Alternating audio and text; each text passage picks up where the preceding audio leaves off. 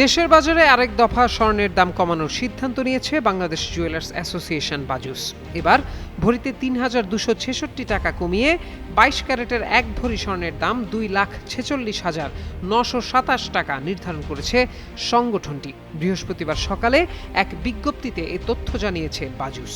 নতুন এ দাম আজ সকাল ১০টা থেকেই কার্যকর হবে। বিজ্ঞপ্তিতে বলা হয়, স্থানীয় বাজারে তেজাবি স্বর্ণের মূল্য কমেছে, ফলে সার্বিক পরিস্থিতি বিবেচনায় স্বর্ণের নতুন দাম নির্ধারণ করা হয়েছে। নতুন দাম অনুযায়ী দেশের বাজারে প্রতি ভরি ২২ ক্যারেটের স্বর্ণের দাম পড়বে ২,৪৬,৯২৭ টাকা।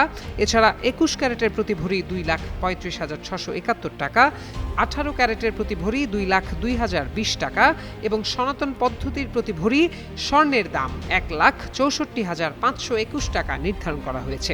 এর আগে সবশেষ গত ১৫ এপ্রিল সকালে দেশের বাজারে স্বর্ণের দাম সমন্বয় করেছিল বাজুস। সে সময় ভরিতে ২,২১৬ টাকা বাড়িয়ে ২২ ক্যারেটের এক ভরি স্বর্ণের দাম ২,৫০,১৯৩ টাকা নির্ধারণ করেছিল সংগঠনটি। এছাড়া ২১ ক্যারেটের প্রতি ভরি ২,৩৮,৮২০ টাকা, ১৮ ক্যারেটের প্রতি ভরি ২,০৪,৭০৩ টাকা এবং সনাতন পদ্ধতির প্রতি ভরি স্বর্ণের দাম ১,৬৬,৭৩৭ টাকা নির্ধারণ করা হয়, যা কার্যকর হয়েছিল সেদিন সকাল ১০টা থেকেই।